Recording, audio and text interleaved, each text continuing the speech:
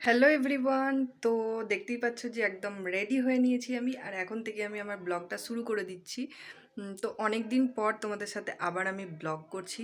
তো ভেবেছিলাম যে ইউটিউবটা ছেড়েই দেবো, আর করব না, কিন্তু মন সায় দিল না। মনে হচ্ছে যে না, আবারও করি। আমার ভালো লাগার বিষয় যেটা, সেটাকে আমি ছাড়তে চাইছি না আর।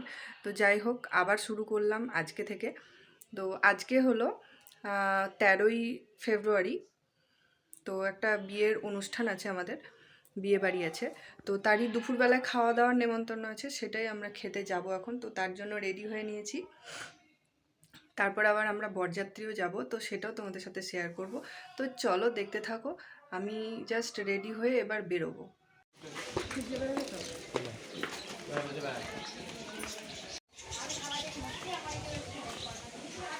তো দুপুরে খাওয়া দাওয়া করে আমরা চলে এসেছি। আর টাইম দিয়েছে আমাদেরকে 4:30 সময়। তো চলো একটুখানি রেস্ট করে নিই, তারপর আবার রেডি হব। দেখতে দেখতে রেডি হওয়ার সময় চলে এসেছে, আর এই শাড়িটা আমি আজকে পরবো। তো যাই হোক, রেডি হয়ে আমরা চলে এসেছি স্ট্যান্ডে।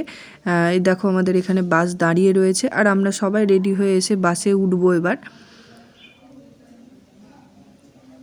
তো বলেছিল 4:30টায় বাস ছাড়বে, কিন্তু ছাড়তে ছাড়তে মোটামুটি প্রায় 5:45 হয়ে গেছিলো। কারণ সবাই একসাথে রেডি হয়ে বেরিয়ে আসতে পারেনি, তো একে একে আসছিল। যাই হোক, এবার বাস ছেড়ে দিয়েছে, আমরা বেরিয়ে পড়েছি। মোটামুটি 2-2.5 ঘন্টা লাগবে বাসে। মোটামুটি 8টা নাগাদ আমরা পৌঁছে যাব। তো চলো দেখতে থাকো।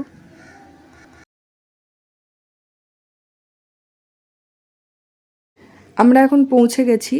তো চলে এসেছি বিয়েবাড়িতে। তোমাদেরকে একটা কথা জানানো হয়নি, যে যার বরযাত্রীতে আমরা গেছি সেই মেয়েটি, মানে